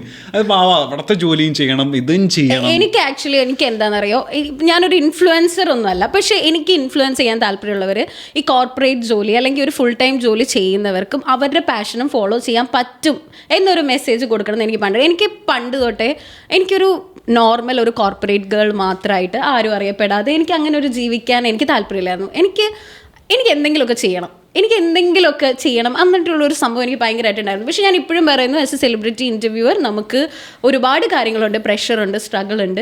പക്ഷേ എനിക്ക് ഈ ഒരു സംഭവം എന്നെ ഭയങ്കര ഹാപ്പി ആക്കുന്നുണ്ട്. അപ്പോൾ ഇത് രണ്ടും അതുകൊണ്ടാണ് ഞാൻ കൊണ്ടുപോകാൻ ശ്രമിക്കുന്നത്. ഇപ്പോൾ അതുകൊണ്ട് ഒരുപാട് പേര് ഇതിലേക്ക് വരുന്നുണ്ട്, ഒരുപാട് പേര് കോണ്ടന്റ് ക്രിയേഷൻ ചെയ്യുന്നുണ്ട്. അപ്പോൾ ആക്ച്വലി അതൊക്കെ നല്ല കാര്യമാണ്. ഇപ്പോൾ നമ്മൾ ഈ പറഞ്ഞ പോലെ ഈ സെലിബ്രിറ്റി ഇൻ്റർവ്യൂ എന്ന് പറയുമ്പോൾ ഞാൻ ഏറ്റവും കൂടുതൽ പഠിച്ച പാഠം ഈ സെലിബ്രിറ്റി, നമ്മൾ ഇന്നലെ തന്നെ സംസാരിച്ച പോലെ സെലിബ്രിറ്റി ഇൻ്റർവ്യൂ എന്ന് പറയുമ്പോൾ ഈ മീഡിയ ഫീൽഡ് RJ എന്നൊക്കെ പറയുമ്പോൾ ഞാൻ വിചാരിച്ചത് നേരത്തെ നമ്മൾ പറഞ്ഞ പോലെ ഭയങ്കര അടിപൊളിയാണ്, ചില്ലാണ്, ഓൾ അബൌട്ട് ഫെയിം, നമുക്ക് ചില്ല് ചെയ്ത് നടക്കാം. കോർപ്പറേറ്റിലാണ് ഈ ബാക്ക് സ്റ്റാബിങ് ഉള്ളൂ, ഈഗോ ഇഷ്യൂസ് ഉള്ളൂ, ഇതുള്ളൂ അതുള്ളൂ എന്നൊക്കെ. മീഡിയയിൽ ഇതൊന്നും ഇല്ലെന്നാണ് ഞാൻ വിചാരിച്ചത്. ഇവിടെ വന്നപ്പോഴാണ് എനിക്ക് മനസ്സിലായി ഈ പറഞ്ഞ സാധനങ്ങളൊക്കെ കുറച്ചധികം ഇതിലുണ്ട്. Finally it's all business. അതാണ് നമ്മൾ എല്ലാവരും ഈ ഭയങ്കര പേഴ്സണലായിട്ട് കുത്തി കാര്യങ്ങൾ ചോദിക്കുന്ന ആങ്കേഴ്സിനൊക്കെ ഭയങ്കരമായിട്ട് നമ്മൾ ചീത്ത പറയും, വഴക്കിടും. ഇപ്പം അതിന് വേണ്ടി ചോദിക്കുന്ന ആൾക്കാരുണ്ടാവും ഓഫ് കോഴ്സ്. പക്ഷെ എനിക്ക് പേഴ്സണലി അറിയാവുന്ന ഒരുപാട് ആളുകളുണ്ട്, അവർക്ക് ഈ പറഞ്ഞതുപോലെ അതായത് ഇതെനിക്ക് ചെയ്യാൻ പറ്റില്ല അല്ലെങ്കിൽ ഞാൻ ഇത് ചോദിക്കില്ല എന്ന് പറയാൻ പറ്റാത്ത ആ ഒരു പ്രിവിലേജ് സ്പേസിൽ നിൽക്കാത്ത ആളുകളുണ്ട്. ഇതൊരു ജോലി ആയതുകൊണ്ട് ചോദിക്കാണ്ട്, അത് അവരുടെ ജോലിയാണ്, ജോലി അവർക്ക് ഭയങ്കര അത്യാവശ്യമാണ്, അതുകൊണ്ട് ഇത് ചോദിക്കാതിരിക്കാൻ പറ്റുന്ന. പക്ഷേ ഇത് വരുമ്പോൾ അവർക്കിട്ടാണ് വരുന്നത്. ഇവളെപ്പോഴും ഇങ്ങനത്തെ സാധനങ്ങൾ മാത്രമേ ചോദിക്കുള്ളൂ. പക്ഷെ ഇതിൻ്റെ പിന്നിൽ ചിലപ്പോൾ ആ ചോദ്യം കൊടുത്തിട്ടുണ്ടാവുക അവരുടെ ടീമിലുള്ള ആളുകളായിരിക്കും. അവർക്ക് അതിനുള്ള ഇങ്ങനത്തെ ഒരു സാധനമുണ്ട്. ഇത് നമ്മൾ ചിലപ്പോൾ നമ്മൾ അറിയണമെന്നില്ല, ഒരു തേർഡ് പേഴ്സൺ. അപ്പൊ എപ്പോഴും തോന്നിയിട്ടുള്ളൊരു കാര്യം അഭിപ്രായം പറയാം. ഇപ്പൊ കണ്ടുനിൽക്കുന്നപ്പോ നമ്മളിപ്പോ ഇതിനുള്ളിൽ ഉള്ളതുകൊണ്ടാണല്ലോ നമുക്ക് കാര്യങ്ങൾ അറിയാവുന്നത്. നമുക്കറിയില്ലെങ്കിൽ നമ്മളും ചോദിക്കില്ല ഈ കുട്ടി എന്താ ഇങ്ങനത്തെ ചോദ്യമൊക്കെ ചോദിക്കും. ഓഫ് കോഴ്സ് നമ്മൾ ചോദിക്കും. പക്ഷെ അത് ചോദിക്കുന്നതിന് ഒരു രീതിയുണ്ട്. നമ്മുടെ ഓപ്പോസിറ്റ് നിൽക്കുന്ന ഈ ഒരു ഹ്യൂമൻ ബീയിങ് ആണെന്നും അയാളോടൊരു എമ്പതി വേണം നമുക്ക്. ആ കൺസിഡറേഷൻ മാത്രം മതിയാക്കാൻ പറ്റില്ല. അത് മാത്രം മതി. നെഗറ്റീവ് കമന്റ്സ് ഇടണ്ടെന്നല്ല നമ്മൾ പറയുന്നത്, ഇട്ടോളൂ. വളരെ മോശമാണ് നിങ്ങളുടെ ആങ്കറിങ്. എന്ത് രസമുണ്ട് അത് കേൾക്കാൻ. വളരെ മോശമാണെന്നൊക്കെ നമ്മളുടെ ഒന്നും അറിയാതെ അച്ഛനെയും അമ്മേനെയൊക്കെ പിടിച്ച് കമന്റിലേക്ക് ദാറ്റ്സ് നോട്ട് ഗുഡ്. അതെ, ഇപ്പൊ നമ്മൾ ഇതുപോലെ പറഞ്ഞതുപോലെ ഞങ്ങൾക്ക് എല്ലാവർക്കും അറിയാം നിങ്ങൾ രണ്ടുപേരും കുറെ നാളത്തെ ഒരു ഫ്രണ്ട്ഷിപ്പാണ്. അപ്പൊ ഏറ്റവും കൂടുതൽ നിങ്ങൾക്ക് രണ്ടുപേർക്ക് നിങ്ങളെ പറ്റി നന്നായിട്ട് അറിയാം. ചെറിയൊരു പ്രശ്നം വന്നാലും നിങ്ങൾ അങ്ങോട്ടും ഇങ്ങോട്ടും ഷെയർ ചെയ്യുന്നവരാണ്. അപ്പൊ അങ്ങനെ ഇരിക്കെ ചുമ്മാ ഫണ്ണായിട്ട് ഇപ്പൊ മഞ്ജു ചേച്ചി കുറച്ച് ഫൺ രീതിയിൽ ഗദ്ദാഫിയുടെ 2 കുറ്റം പറയണം. 2 കുറ്റം പറഞ്ഞാൽ മതി. വളരെ സീരിയസ് ആയിട്ട് പറഞ്ഞോ, ഞങ്ങൾക്ക് അതാ ഇഷ്ടം. എങ്ങനെയാണെങ്കിലും കുറ്റം പറഞ്ഞാൽ മതി.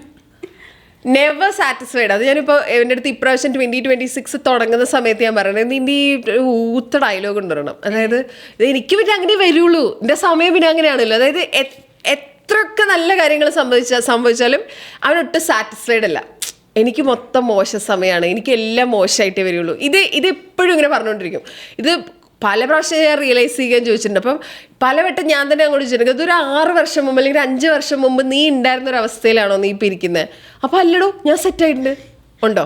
അപ്പം പിന്നെ ഇങ്ങനെ പറയാൻ കാരണം അല്ലടോ അത് അങ്ങനെ വരുള്ളൂ. ഇപ്പം വിളിച്ചാൽ ഇപ്പം ഇനി അടുത്തൊരു ഇൻ്റർവ്യൂവിന് അത് പിന്നെ അങ്ങനെയാണല്ലോ, എനിക്ക് പിന്നെ അങ്ങനെയല്ലേ വരുള്ളൂ. അതായത് നെവർ സാറ്റിസ്ഫൈഡ്. അതായത് എനിക്കെല്ലാം മോശമായിട്ട് വരുള്ളൂ എന്ന് പറയുന്ന ഒരു സാധനം ഉണ്ട്. അതെനിക്ക് തീരെ ഇഷ്ടമല്ലാത്തൊരു സാധനമാണ്. കാരണം അങ്ങനെയല്ല, അവൻ സംഭവിക്കുന്ന കാര്യങ്ങളൊക്കെ നല്ലത് നമ്മൾ ആസ് എ തേർഡ് പേഴ്സൺ നമ്മൾ പുറത്ത് വെക്കുമ്പോൾ തീർച്ചയായിട്ടും അറിയാലോ. പിന്നെന്താ സാധനം ഇവര് നെഗറ്റീവ് ഉള്ളത്? പൊട്ടൻ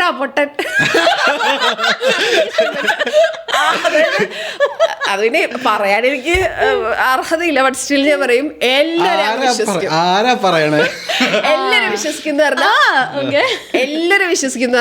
എല്ലാരും വിശ്വസിക്കുന്നൊക്കെ പറഞ്ഞു കഴിഞ്ഞാൽ അങ്ങ് എഴുതി കൊടുക്കും അവനെ. മനസ്സിലായോ? അതായത് നിന്ന് ഒരു 10 മിനിറ്റ് വൃത്തിക്ക് സംസാരിക്കാൻ അറിയാവുന്ന ഒരാൾക്ക് വേണമെങ്കിൽ വീട് വരെ വെച്ചു കൊടുക്കും. അങ്ങനെ ഭയങ്കരമായിട്ട് വിശ്വസിക്കും. അതുകൊണ്ട് പറ്റിക്കപ്പെടുക, ആൾക്കാർ കബളിപ്പിച്ചിട്ട് അതൊക്കെ സ്ഥിരം സംഭവിക്കും. പക്ഷെ പറഞ്ഞാൽ എനിക്ക് പറയാൻ വലിയ അർഹത ഇല്ലാത്തതുകൊണ്ട് ഞാൻ അവർ വിട്ടു തരുന്നില്ല. അല്ലാതെ പെട്ടെന്ന് എനിക്കൊന്നും ഓർമ്മ വരുന്നില്ല. നേരത്തെ പറഞ്ഞത് ഞാൻ പ്രിപ്പയർ ചെയ്ത് ലിസ്റ്റ് പറഞ്ഞേനെ. മഞ്ജു ചേച്ചി ഇത്രയും പറഞ്ഞ സ്ഥിതിക്ക് മഞ്ജുവിനെ പറ്റി എനിക്ക് അങ്ങനെ നെഗറ്റീവായിട്ട് എനിക്കങ്ങനെ ഒന്നും പ്രൊഫഷണലി ആണോ പേഴ്സണലി ആണോ എങ്ങനെയാണെങ്കിലും പറയാൻ പറ്റുന്നത് എന്താണോ. അയാൾ ഭയങ്കര ഇമോഷണലാണ്. അതായത് ഇമോഷണലാന്ന് വെച്ചാൽ ഞാൻ എപ്പോഴും മഞ്ജുവിനോട് പറയും, മഞ്ജു ഒരു അത്രയും നമ്മളങ്ങനെ മനസ്സിലേക്ക് എടുക്കല്ലേ, അത്രയും കാര്യങ്ങൾ ഇങ്ങനെ മനസ്സിലേക്ക് എടുക്കുക. ഒരു പരിധിക്കപ്പുറം എല്ലാവരും ഒന്ന് ഒരു റൗണ്ടിന് അപ്പുറത്ത് നിർത്ത് എന്ന് പറയാറുണ്ട്. ഈ സെയിം സാധനം എനിക്കുള്ള ഇല്ലാത്ത സാധനം തന്നെയാണത്. ഞാൻ ധൃതി കൊടുക്കാറുണ്ട്, മഞ്ജു അങ്ങനെ എല്ലാവരും മനസ്സിലേക്ക് എടുക്കല്ലേ, എല്ലാം നമ്മളുടെ വഴി കൂടെ പോകുന്ന സാധനങ്ങൾ വരെ ഇയാൾ മനസ്സിലേക്ക് എടുക്കുക. അപ്പം ഞാൻ പറഞ്ഞാൽ അത് അത്ര ഇമ്പോർട്ടൻസ് കൊടുക്കേണ്ട, അത് വിട്ടുകളാ, അല്ലാതെ വേറെ ഒന്നും എനിക്ക് അങ്ങനെ എന്ന് പറയാലോ. ഇപ്പൊ എന്തായാലും മഞ്ജു ചേച്ചി പറഞ്ഞ പോലെ നെവർ സാറ്റിസ്ഫൈഡ് എന്ന് പറഞ്ഞല്ലോ. മഞ്ജു ചേച്ചി ഇങ്ങനെ ആർക്ക് ചെന്നിയെ പറ്റി തന്നെയാണ്, ഇത് കഴിഞ്ഞിട്ട് പറയും, അത് കുഴപ്പമില്ല. ഇപ്പൊ മഞ്ജു ചേച്ചി പറഞ്ഞ പോലെ നെവർ സാറ്റിസ്ഫൈഡ് എന്ന് പറഞ്ഞല്ലോ. ബട്ട് ഒരു കാര്യം പറയേണ്ടത് എന്താണെന്ന് വെച്ചാൽ ഇന്റർവ്യൂവേഴ്സിനാണെങ്കിലും ഭയങ്കര ഒരു ഇൻസ്പിറേഷനാണ് ഗദ്ദാഫി. ബിക്കോസ് ഓൺ ചാനൽ തുടങ്ങുക, സ്വന്തമായിട്ട് ഒരു ഐഡിയാസ് വരാം, സ്വന്തമായിട്ട് ഒരു ചാനൽ തുടങ്ങാന്ന് പറയുന്നത് is a very big deal അല്ലേ. എൻ്റെ അടുത്ത് ഞാനൊരു ഇന്റർവ്യൂ ചെയ്തപ്പോൾ തൊട്ട് ആൾക്കാർ പറയും നിനക്ക് സ്വന്തമായിട്ട് ഒരു ചാനൽ തുടങ്ങിക്കൂടെ. എല്ലാവരുടെയും വിചാരം ഇത് ഭയങ്കര സിമ്പിളാണ്. അവർ കാണുന്നത് ഓക്കെ ഒരു മൈക്ക് പിടിച്ചിട്ട് ഒരു ഗസ്റ്റിനെ കൊണ്ടുവന്നാൽ പോരെ. എല്ലാവരും വിചാരം ഒരു ഗസ്റ്റിനെ കൊണ്ടുവന്നാൽ വളരെ സിമ്പിളാണ്. ഇവിടെ തന്നെ ഇപ്പം എത്ര പേരുണ്ട്? ഒരു 10 പേരെങ്കിലും ഉണ്ട്. ഇവരുടെ ടൈം, ഇവരുടെ എഫേർട്ട്, ഈ ക്യാമറ, സ്റ്റുഡിയോ, ഇതൊന്നും ആർക്കും അറിയില്ല അല്ലേ. ഇപ്പം ഗദ്ദാഫി ഇങ്ങനെ ഒരു ഡിസിഷൻ എടുക്കുകയാണ്, ലൈക്ക് ഞാനൊരു ഓൺ ചാനൽ തുടങ്ങായിരുന്നു. ആ ഒരു സ്റ്റാർട്ട് എങ്ങനെയായിരുന്നു ആൻഡ് ഹൗ ഇറ്റ്സ് ഗോയിങ്? എനിക്ക് ഇവിടെ അവസരമില്ലായിരുന്നു, അതാണ് ഞാൻ ചാനൽ സ്റ്റാർട്ട് ചെയ്യാനുള്ള പ്രധാന കാരണം. കാരണം ഞാനിവിടെ കുറേ ഒരു സമയത്ത് ഞാൻ വർക്ക് ചെയ്തിരുന്ന സ്ഥാപനത്തിൽ നിന്ന് എനിക്ക് ഇറങ്ങിപ്പോരേണ്ട അവസ്ഥ വന്നു. അവർക്ക് ഫിനാൻഷ്യൽ ക്രൈസിസ് വന്ന സമയത്ത്. അപ്പോൾ ഞാനവിടെ അത്യാവശ്യം ഞാൻ ഏറ്റവും മികച്ച ആങ്കറാണ് ഇവിടുത്തെ എന്ന് എനിക്കൊരു അവകാശവാദവും ഇല്ല. പക്ഷേ എനിക്കൊരു കാര്യം അറിയാം, ഞാൻ ഇവിടുത്തെ ഒട്ടും മോശമല്ലാത്തൊരു ആങ്കറാണ്. എന്നിട്ടും എനിക്കിവിടെ എന്തുകൊണ്ട് അവസരങ്ങൾ ഉണ്ടാവുന്നില്ല എന്നുള്ളതിലാണ് എനിക്ക് ഭയങ്കര വിഷമം വന്നത്. ഞാൻ ഒരുപാട് ചാനൽസിലേക്ക് റെസ്യൂം അയച്ചു, ഞാൻ അങ്ങോട്ട് വിളിച്ചു ചോദിച്ചു, എനിക്ക് അവസരം വേണം. അപ്പോൾ ഞാൻ വിചാരിക്കുന്നത് ഞാൻ അത്യാവശ്യം ഫേസ് വാല്യൂ ഉള്ള ഒരു ആങ്കറാണ്, ഇവിടെ ആൾക്കാർ അറിയുന്ന ഒരു ആങ്കറാണ്, അപ്പോൾ എനിക്ക് ജോലി കിട്ടാൻ എളുപ്പമായിരിക്കും എന്ന് ഞാൻ വിചാരിച്ചത്. പക്ഷേ ഇവിടെ അങ്ങനത്തെ സ്ഥിതിയല്ല. കൊത്തിക്കൊണ്ട് പോകുന്നു വിചാരിച്ചു. ഇവിടെ ഇപ്പോഴും ഈ 2026 ക്യൂട്ട്നെസ് വാരി വിതറുന്ന അല്ലെങ്കിൽ മഞ്ഞ ചോദ്യങ്ങൾ ചോദിക്കുന്ന ആങ്കേഴ്സിനാണ് ഇവിടെ കുറച്ചും കൂടെ കൂടുതൽ സാധ്യതകളുള്ളത്. അപ്പോൾ അത്തരം ഗണത്തിൽ ഇപ്പം ഞാൻ പെടാത്തത് കൊണ്ടായിരിക്കാം ചിലപ്പോൾ എനിക്ക് അവിടെ നിന്ന് അവസരങ്ങളില്ലാതിരുന്നത്. പക്ഷെ എനിക്ക് വേറൊരു ജോലിക്ക് പോകാൻ അറിയാത്തത് കൊണ്ടും ഞാൻ ഇവിടെയാണ് ഇപ്പോൾ അത്യാവശ്യം എനിക്ക് ഷൈൻ ചെയ്യാൻ പറ്റുക എന്നറിയാവുന്നത് കൊണ്ടും ഗതികേട് കൊണ്ട് തുടങ്ങിയ ചാനലാണത്. ഭയങ്കര കഷ്ടപ്പെട്ടുണ്ട്. ഇപ്പോൾ മഞ്ജുവിനോടൊക്കെ ഞാൻ ഇടയ്ക്ക് പറഞ്ഞിട്ടുണ്ട്, നമുക്ക് പരസ്യം കിട്ടുന്നില്ല, നമുക്ക് ആഡ്സ് കിട്ടുന്നില്ല, ഇതിന് ചിലവുണ്ട്. ഇതൊക്കെ ഞാൻ ഒരു ഇൻകം ഇല്ലാത്ത ആൾ ഞാനിത് എങ്ങനെ ഇതിനൊക്കെയുള്ള പൈസ ഉണ്ടാക്കും എന്നുള്ളത് ഒന്നും അറിയാതെ എൻ്റെ ബെസ്റ്റ് ഫ്രണ്ട് ആളാണ് ഒരു പ്രചോദനം എന്നത്. ആളാണ് പകുതി പൈസ തന്ന് സഹായിച്ചത്. പിന്നെ ഞാൻ വേറൊരു ഇൻ്റർവ്യൂവിൽ പറഞ്ഞിട്ടുണ്ട്, അതായത് ഞാനും അവനും കൂടെ ഒരു ദിവസം കൊച്ചിയിൽ എല്ലാ കടയിലും കയറി ഇറങ്ങിയിട്ടുണ്ട് ഒരു ആഡ് കിട്ടാൻ വേണ്ടിയിട്ട്. അപ്പോൾ അങ്ങനെ ഞാൻ എൻ്റെ ഒരു കൊച്ചിനെ ഈ പറയുന്ന പോലെ അത് നടക്കുന്നതും വീഴുന്നതും ഒക്കെ കണ്ട് ഒരു കൊച്ചിനെ പോലെ വളർത്തിക്കൊണ്ട് വന്നതാണ് പോർട്രയൽസ് ബൈ ഗദ്ദാഫി. അത് ഇപ്പോൾ ഒരു 130,000 സബ്സ്ക്രൈബേഴ്സ് ഉള്ള ഒരു ചാനലിൻ്റെ ഫൗണ്ടറാണ് ഞാനെന്ന് പറയുന്നത് എനിക്ക് ഭയങ്കര അഭിമാനമുണ്ട്. പക്ഷെ അതിലൊക്കെ എൻ്റെ വിയർപ്പിൻ്റെയും കണ്ണീരിൻ്റെയും കഥ വിയർപ്പെന്ന് പറഞ്ഞാൽ ഇത് തുടങ്ങുന്ന സമയത്ത്, ഇത് ഈ യൂട്യൂബ് ചാനൽ തുടങ്ങുന്ന സമയത്ത് ഇപ്പം എല്ലാവരും ഒരുപാട് ആളുകൾ യൂട്യൂബ് ചാനൽ തുടങ്ങുന്നുണ്ടല്ലോ. അപ്പം അവനിതിങ്ങനെയാണ്, ഞാനിങ്ങനെ തുടങ്ങാൻ പോകണ്ട. അപ്പം എൻ്റെ പേടിയെന്ന് വെച്ചാൽ അത് തുടങ്ങാന്നൊക്കെ പറഞ്ഞാൽ നീ സ്വന്തമായിട്ട് തുടങ്ങാന്ന് പറയുമ്പോൾ എനിക്കൊരു പേടിയുണ്ട്. കാരണം നമ്മൾ രണ്ടാളും ഭയങ്കര കംഫർട്ട് സോണിൽ പോകുന്ന ആൾക്കാരാണ്. അപ്പം ഞാനും അങ്ങനെ തന്നെ. അവന് ഒരു ചെറിയ കംഫർട്ട് സോണിൽ നിന്ന് ഒരു ഇത്തിരി ഡിസ്കംഫർട്ട് വന്നു കഴിഞ്ഞാൽ അതിൽ നമ്മൾ ഭയങ്കര എഫക്റ്റഡ് ആവും. അപ്പം ഇത് അറിയാവുന്നതുകൊണ്ട് ഞാനത് ചോദിച്ചിട്ടുണ്ട് ഡൗട്ടിൽ. അപ്പോൾ അവരുടെ ഇല്ലടോ തുടങ്ങാൻ അല്ലാണ്ട് വേറെ വഴിയില്ല എന്ന് പറഞ്ഞ് തുടങ്ങുന്നുണ്ട്. പക്ഷേ ഇപ്പോൾ ഞാൻ ചാനലിൽ നിന്ന് ആലോചിക്കുമ്പോൾ ഞാനിങ്ങനെ പോസ് ചെയ്ത് നിൽക്കുന്നതിൻ്റെ കാരണം ഈ കഴിഞ്ഞൊരു വർഷത്തിൽ ഇവൻ പോയിട്ടുള്ള ആ ഒരു ഹാർഡ് വർക്ക് ഞാൻ കണ്ടു. 24/7 എന്ന് പറയുന്നത് പോലെ അത്രയും അതിൻ്റെ പുറകെ പോയിട്ടുണ്ട്. അപ്പം ഇപ്പം നമ്മൾ പറയുമ്പോൾ ചാനൽ നല്ല ഗ്രോത്തിലാണ് നിൽക്കുന്നത്. And I am really proud of him. പക്ഷേ അതിൻ്റെ പിന്നിൽ അവൻ ഇട്ടിട്ടുള്ള ഈ ശരിക്കും പറഞ്ഞ പോലെ രക്തം ഫ്ലഷ് എന്നൊക്കെ പറയണ പോലെ അങ്ങനെ അതിൻ്റെ പിന്നിൽ എഫേർട്ട് ഇട്ടിട്ടുണ്ട്. അപ്പോൾ ഞാനിപ്പം പറയില്ല, ഞാനൊരു ചാനൽ തുടങ്ങണതിനെ കുറിച്ച് ഞാൻ ആലോചിക്കുന്നു പോലും ഇല്ല എന്നുള്ളതിൻ്റെ ഒരു കാരണം അതാണ്. കാരണം എനിക്ക് 24/7 ഇടാനില്ല. എനിക്ക് അങ്ങനെ എനിക്ക് വർക്കിന് അത്രയും ഇതിടാൻ പറ്റില്ല. അത്രയും സാധനം അങ്ങോട്ട് ഫുള്ള് എനിക്കൊരു വർക്ക് ലൈഫ് ബാലൻസ് ഇല്ലാണ്ട് പറ്റില്ല. അപ്പോൾ അത് ഇറ്റ്സ് ബിക്കോസ് അവൻ്റെ ലൈഫ്, അവൻ്റെ ഒരു ഡേ ടു ഡേ ലൈഫ്, അവൻ്റെ നോർമൽസികൾ, അവൻ്റെ ഇഷ്ടങ്ങൾ, ഭയങ്കര എന്താ പറയുക സമാധാനം, ഇതൊക്കെ ഇല്ലാണ്ടാക്കിയിട്ട് ഉറക്കമുളച്ചുണ്ടാക്കി വെക്കാന്ന് പറയില്ലേ. ഇപ്പം അതൊരു ലെവലിൽ ഇപ്പോഴും ഏറെക്കുറെ അങ്ങനെയൊക്കെ തന്നെയാണ്. പക്ഷേ ഇപ്പോൾ ഒരു പിടുത്തമുണ്ട്.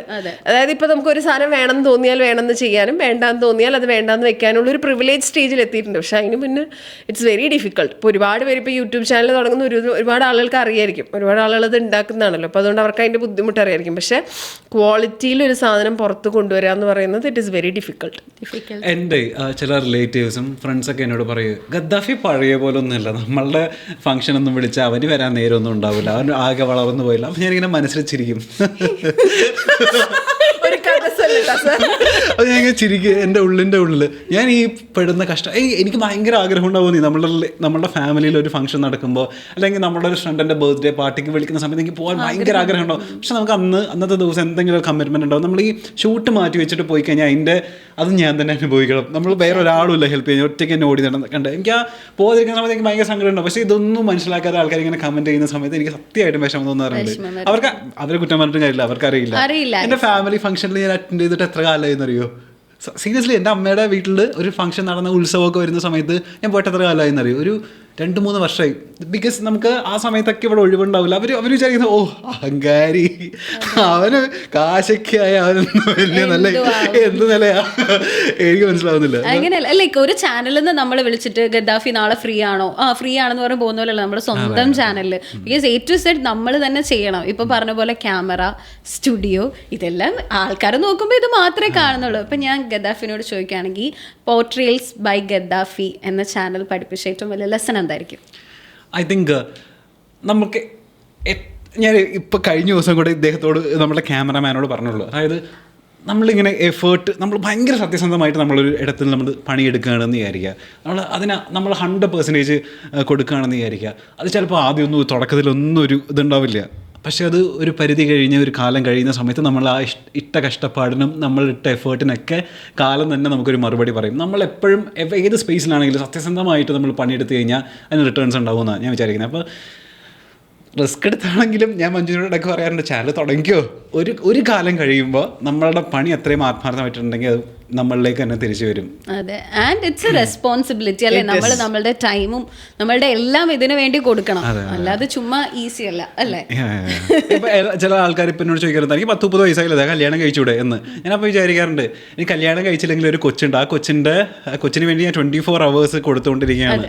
അപ്പൊ പിന്നെ ഒരാൾക്ക് സമയം കൊടുക്കാൻ എൻ്റെ ഇല്ല. ഇപ്പൊ ഞാൻ കല്യാണം കഴിച്ചു കഴിഞ്ഞാൽ എനിക്ക് ആ ഫേസ് ആസ്വദിക്കാൻ പറ്റില്ല, കാരണം ഞാൻ എൻ്റെ കൊച്ചിനെ വളർത്തിക്കൊണ്ട് പോകുന്ന ഒരു ജേണിയിലാണ്. അപ്പൊ ഇതൊക്കെ കൊച്ചൊന്ന് വളരട്ടെ ഒന്ന് നടക്കാനൊക്കെ. കുറെ പേർക്ക് ഇപ്പൊ ഡൗട്ട് ഉണ്ട് ഗദ്ദാഫി മാരീഡ് ആണോ കുട്ടികളുണ്ടോ, അതൊന്ന് നൈസായിട്ടൊന്ന് പറഞ്ഞാണ്. ഞാൻ ഒരു തോന്നലുണ്ട്, എനിക്ക് തോന്നി ഞാൻ സിംഗിൾ ആണ് ഗൈസ് എന്നൊന്നും പറയാതെ പറഞ്ഞതാണ്. അല്ല, കല്യാണത്തെ പറ്റി ഇന്ന് രാവിലെയും കൂടെ അമ്മ പറഞ്ഞപ്പോ ഞാൻ പറഞ്ഞ കാര്യം ഇതാണ്, അതായത് ആ കൊച്ചു വളരട്ടെ, എന്റെ കുട്ടി ആദ്യം വളരട്ടെ, എന്നിട്ട് നമുക്ക് അടുത്ത കുട്ടീനെ പറ്റി ആലോചിക്കാം. ഇപ്പൊ നമ്മൾ പറഞ്ഞ പോലെ എക്സ്പീരിയൻസ് അല്ലേ, ഇപ്പൊ മഞ്ജു ചേച്ചിക്ക് ശരിക്കും എത്ര നാൾ ഈ RJ VJ മൊത്തത്തിൽ എത്ര നാളത്തെ എക്സ്പീരിയൻസ് ഉണ്ടാവും ഈ ഒരു മീഡിയ? 6 years. അല്ല, RJ ആയിട്ട് ഞാൻ 7 years ഉണ്ടായിരുന്നു. അത് കഴിഞ്ഞിട്ട് ഇതിപ്പോ എത്ര വർഷമായി ഓർമ്മയില്ല, 2022 or 2023. അപ്പൊ ഒരു 4 years എന്ന് പറയാം. അപ്പൊ മൊത്തത്തില് ഈ ഒരു മീഡിയ RJ + VJ + ഈ ഒരു മീഡിയ ലൈഫ്, ലൈക്ക് നമ്മുടെ കോർപ്പറേറ്റ് ലൈഫ് അല്ല, it's very different from corporate life. ചേച്ചി പഠിച്ച ഏറ്റവും വലിയ ലെസൺ എന്തായിരിക്കും? പഠിച്ചത് റെസ്പെക്റ്റ് കൊടുക്കുക എന്നുള്ളതാണ്. അത് ഞാൻ നേരത്തെ പറഞ്ഞില്ല, അത് കൊടുക്കുന്നവർ മാത്രമല്ല, നമ്മൾ ഒരു ഗിവ് ആൻഡ് ടേക്ക് സാധനമാണല്ലോ. ഞാൻ എൻ്റെ മുന്നിൽ വളരെ, അതായത് മുന്നിൽ നിൽക്കുന്ന എല്ലാ മനുഷ്യന്മാരെയും വളരെ രസമായിട്ട് ഹാൻഡിൽ ചെയ്യുന്ന സെലിബ്രിറ്റീസ് ഉൾപ്പെടെയുള്ള ആൾക്കാരെയും കണ്ടിട്ടുണ്ട്. മുന്നിൽ നിൽക്കുന്ന സ്വന്തം അമ്മയെ പോലും ഭയങ്കരമായിട്ട് ഇൻസൾട്ട് ചെയ്ത് സെലിബ്രിറ്റീസിനെയും കണ്ടിട്ടുണ്ട്. അങ്ങനെ, അതായത് മുമ്പിൽ നിൽക്കുന്ന ആരാണെങ്കിലും അവരെ മോശമായിട്ട് ചെയ്യാൻ നമുക്ക് പറ്റും. ഇതേ സാധനം നേരെ തിരിച്ചും പറ്റും, റെസ്പെക്റ്റ് ചെയ്യാൻ. അപ്പം ഞാൻ എപ്പോഴും മനസ്സിൽ വിചാരിക്കുന്നത്, നമ്മൾ കാണുന്ന ആരാണെങ്കിലും അയാളൊരു ഹ്യൂമൻ ബീയിങ് കാണുന്നു, അയാൾക്കൊരു ഒരു ബേസിക് റെസ്പെക്റ്റ് നമ്മൾ അയാൾക്ക് കൊടുക്കണം എന്നുള്ളത്, അത് ഇവിടെ നിന്നാണ് ഏറ്റവും ക്ലിയർ ആയിട്ട്. അതായത് ഇപ്പം എൻ്റെ അച്ഛൻ എനിക്ക് പറഞ്ഞു തന്നിട്ടുള്ള വളരെ കുറച്ച് കാര്യങ്ങളിലൊന്നതാണ്, നമ്മൾ ബാക്കിയുള്ളവരെ റെസ്പെക്റ്റ് ചെയ്യണം. അത് ആരാ എന്താണെന്നൊന്നും നോക്കാണ്ട്. അപ്പം ഞാനത് ലൈഫിൽ അത്യാവശ്യം പാലിച്ചു വരുന്ന ഒരാളാണ്. പക്ഷേ മീഡിയയിൽ വന്നതിന് ശേഷവും ഒക്കെയാണ് ഇപ്പോൾ ഈ ഗസ്റ്റുകൾ വരുമ്പോഴേ നമ്മൾ എടുക്കുന്ന ഇൻ്റർവ്യൂസ്, ഇപ്പോൾ ഒരുപാട് ആൾക്കാർ പറയാറുണ്ട് ഇൻ്റർവ്യൂസ് എടുക്കുമ്പോൾ അങ്ങനെ താൻ ഒട്ടും പ്രിപ്പയർഡ് അല്ല, അല്ലെങ്കിൽ താൻ അവരോട് വളവള ചോദ്യങ്ങൾ ചോദിക്കുന്നില്ല എന്ന് തോന്നാറുണ്ടെന്ന് കമൻറ്റ് വരാറുണ്ട്. അത് സിംപ്ലി ബിക്കോസ് ഇതുകൊണ്ടാണ് അപ്പുറത്തിരിക്കുന്ന ആൾ അയാളുടെ സമയം അവിടെ ഇൻവെസ്റ്റ് ചെയ്യുന്നതുകൊണ്ട് നമുക്കറിയാം. വളരെ ചെറിയ സിറ്റുവേഷൻസിൽ ഈ പറഞ്ഞ പോലെ ഗസ്റ്റ് മാറി വന്നാലൊക്കെ പറ്റുന്ന അല്ലാണ്ട് ബാക്കി വൃത്തിക്ക് പ്രിപ്പയർ ചെയ്ത് ഇപ്പോഴും സമയമെടുത്ത് നമ്മൾ ചോദ്യങ്ങൾ ഉണ്ടാക്കി ചോദിക്കുന്നത് ഇതുകൊണ്ടാണ്. അവിടെ വന്നിരിക്കുന്ന ആൾ അയാളുടെ സമയം ഇൻവെസ്റ്റ് ചെയ്തിട്ടുണ്ടെങ്കിൽ അയാൾക്ക് നമ്മൾ റെസ്പെക്റ്റ് കൊടുക്കണം. എത്ര ചെറുതോ വലുതോ ആക്ടറാണ്. ഇപ്പം മമ്മൂക്ക വന്നാലും അല്ല അതിൽ ഭയങ്കര ചെറിയൊരു ആക്ടർ വന്നാലും അവരെ ഈക്വലി നമ്മൾ ട്രീറ്റ് ചെയ്യണം എന്നുള്ളത്, അത് സെലിബ്രിറ്റി ഇൻ്റർവ്യൂസ് മാത്രം, ഇപ്പോൾ ഡോക്ടേഴ്സ് ആണെങ്കിലും ഇപ്പോൾ ബിസിനസ്സുകാരാണെങ്കിലും ഒക്കെ ആ ഇരിക്കുന്ന ഗസ്റ്റ് ഈസ് നിങ്ങളുടെ ചോറ് അല്ലേ, നിങ്ങൾ അത് ചെയ്തിട്ടാണല്ലോ ജീവിക്കുന്നത്. അപ്പോൾ അത് റെസ്പെക്ട് ദം, അവരെ റെസ്പെക്ട് ചെയ്യണം, അവരുടെ ടൈമിനെ റെസ്പെക്ട് ചെയ്യണം, അവർ ചെയ്യുന്ന പ്രൊഫഷനെ റെസ്പെക്ട് ചെയ്യണം. ഇപ്പോൾ നമുക്ക് ഈ പറഞ്ഞ മാതിരി അഭിപ്രായ വ്യത്യാസങ്ങളൊക്കെ ഉണ്ടാവും, but still respect each other എന്നുള്ളതാണ്. കാരണം അതില്ലാത്തൊരു സ്ഥലത്താണല്ലോ നമ്മൾ നിൽക്കുന്നത്. നമ്മൾ വർക്ക് ചെയ്യുന്നത് ഒട്ടും ഒരു സ്ഥലത്ത് കിട്ടാത്തൊരു സ്ഥലത്താണ്. ഇപ്പോൾ ഞാനിത് ചെയ്യുമ്പോഴും ഞാൻ പറയില്ല, എന്നോട് എല്ലാവരും ചോദിക്കാറുണ്ട് വേറെന്താ ശരിക്കും ജോലി എന്താ ചെയ്യുന്നത് എന്ന്. Man I am doing this is my ജോലിയാണ് ഗൈസ്, നിങ്ങളത് മനസ്സിലാക്കുക. ഞങ്ങൾക്ക് ഇതൊരു ഭയങ്കര ഈസി പണിയാണെന്നുള്ളൊരു തോന്നലുണ്ട്.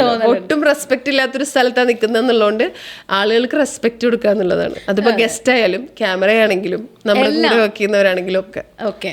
ഞാനതൊട്ട് ക്യാമറ വരുന്ന പയ്യന്മാർക്കൊക്കെ കെട്ടിപ്പിടിച്ച് ഉമ്മ കൊടുക്കാം. സോറി, ഞങ്ങൾക്ക് അതിനുള്ള ഓപ്ഷൻ ഇല്ല, കെട്ടിപ്പിടിച്ച് ഉമ്മ കൊടുക്കാൻ. ഓക്കെ, നമ്മൾ ഭയങ്കര ഡീപ് കോൺവെർസേഷൻസിലേക്ക് പോയി അല്ലേ, വളരെ സീരിയസ് ആയി. അതെ അതെ, പിന്നെ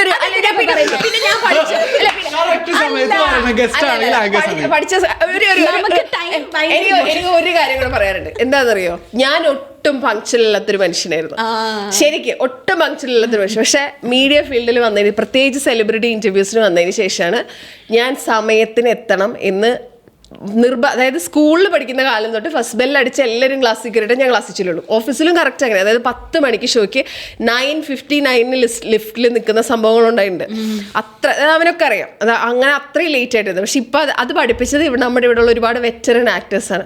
ഇപ്പം ജഗദീഷ് ചേട്ടൻ, ഫോർ എക്സാമ്പിൾ, ജഗദീഷ് ചേട്ടനൊക്കെ വന്നു കഴിഞ്ഞാൽ 9:30 ഇന്റർവ്യൂ പറഞ്ഞു കഴിഞ്ഞാൽ നമ്മൾ പ്രൊമോഷണൽ ഇന്റർവ്യൂസ് തുടങ്ങുന്നറിയാം. You would know, promotional interview എന്ന് പറഞ്ഞാൽ 9:30 അല്ലേ ഇത് പറയും. പക്ഷേ ജഗദീഷ് ചേട്ടൻ, ഇന്ദ്രൻ ചേട്ടൻ, അങ്ങനെ ഒരുപാട് പേരുണ്ട്. അങ്ങനെ ഇപ്പൊ ഉള്ള ആക്ടേഴ്സിൽ ഇപ്പൊ സൈജു ചേട്ടൻ, സൈജു കുറുപ്പ് ചേട്ടനൊക്കെ 9:30 എന്ന് പറഞ്ഞാൽ 9:20 അല്ലെങ്കിൽ 9:15 കൃത്യം അവരവിടെ എത്തിയിരിക്കും. മിക്കവാറും സംഭവിക്കുന്നത് ഇവരുടെ കൂടെയുള്ള ഒരൊറ്റ മനുഷ്യന്മാരെ പരിസരത്ത് വന്നിട്ടുണ്ടാവില്ല. അവര് നമ്മൾ ക്യാമറ ഒരുക്കുന്നതും നമ്മൾ സെറ്റ് ചെയ്യുന്നതും ഒക്കെ നോക്കി ഇങ്ങനെ ഇരിക്കും. അപ്പൊ ഇതിൽ ജഗദീഷ് ചേട്ടൻ ഒരു പ്രാവശ്യം പറഞ്ഞാൽ എല്ലാവരുടെയും സമയത്തിന് വിലയുണ്ട്, ഇതെന്താണ് ഇവരൊക്കെ ഇങ്ങനെ വൈകുന്നത്. അത് it is as simple as that. അതായത് പ്രൊമോഷണൽ ഇന്റർവ്യൂസ് ആണെങ്കിലും ഒക്കെ ഇത് നിങ്ങൾ രണ്ടുപേരും കേൾക്കാൻ ഞാൻ പറയുന്നത് ഓക്കെ. കാരണം 6 മണിക്ക് വരാൻ പറഞ്ഞിട്ട് 7 മണി വളരെ മോശമാണ്. പുതിയ സെലിബ്രിറ്റി ഇന്റർവ്യൂസ് വരുന്നത് നിങ്ങൾക്ക് ഇപ്പൊ ഇന്റർവ്യൂവിന്റെ ടൈം 6 മണിക്ക് പറഞ്ഞാൽ 6 മണിക്ക് കറക്റ്റ് എത്തണം. അല്ലാതെ ഒരു ഷവർമയും വാങ്ങിച്ച് 7 മണിക്ക് വന്ന് ജോലി ചെയ്യുന്ന ആൾക്കാർ ഓക്കെ. അപ്പൊ നമുക്ക്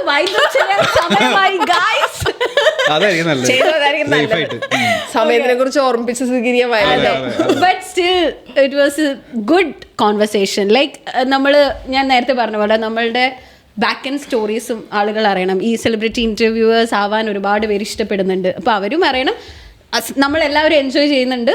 അതുപോലെ തന്നെ അതിന്റെ ബാക്ക് എൻഡിലും കുറേ കാര്യങ്ങളുണ്ട് അല്ലേ. പണിയെടുക്കുകയും വേണം ഇവിടെ. പണിയെടുക്കണം, പണിയെടുക്കണം. ഇതും ഒരു പ്രൊഫഷനാണ്. ഓക്കെ. അപ്പൊ അങ്ങനെ പറഞ്ഞുകൊണ്ട് നിങ്ങളാണ് വൈൻഡപ്പ് ചെയ്യുന്നത്. നിങ്ങൾ RJs അല്ലേ, ഒരുമിച്ച് വൈൻഡപ്പ് ചെയ്യാം. എങ്ങനെ നിങ്ങൾ വൈൻഡപ്പ് ചെയ്യുന്നത്? മറന്നുപോയോണ്ട് ബിയോണ്ട് ദ മൈക്ക്. ഓക്കെ. അപ്പൊ ബിയോണ്ട് ദ മൈക്ക് എന്ന് പറയുന്ന നിങ്ങളുടെ ഈ ചാനൽ വളർന്ന് പന്തലിക്കട്ടെ. അത് ഞങ്ങളുടെ ചാനൽസിന് ഈ പറയുന്ന ഒരു എതിരാളി ആവട്ടെ അല്ലേ. നമ്മളുടെ കഞ്ഞിയിൽ തന്നെ പാറ്റ വീഴട്ടെ. അങ്ങനെയല്ല, എല്ലാ ചാനൽസിനും ഇവിടെ വളരാനുള്ള സ്പേസ് കൊടുക്കണം. അപ്പൊ ഇത് വളർന്ന് അടിപൊളിയാവട്ടെ. നമ്മളൊക്കെ ഇതുപോലുള്ള പുതിയ ചാനലിൽ നിന്നാണ് ഞാനും മഞ്ജു ഒക്കെ വന്നാക്കുന്നത്. അപ്പൊ നമുക്കൊക്കെ ഈ പറയുന്ന പോലെ കോമ്പറ്റ് ചെയ്യാൻ പറ്റുന്ന ഓപ്പോസിറ്റ് ഒരു ചാനലായിട്ട് ഇത് വളരട്ടെ. ഒരു ഹെൽത്തി കോമ്പറ്റീഷൻ എപ്പോഴും നല്ലതല്ലേ. അങ്ങനെ പറഞ്ഞുകൊണ്ട് this is RJ Manju signing off from Beyond the Mic. Oh wow. RJ Gaddafi 2. Abraham 2. ഇവരെ കൂട്ടണ്ട ഗൈസ്. ഒരു 1 Okay bye. Okay guys, thank you. Bye.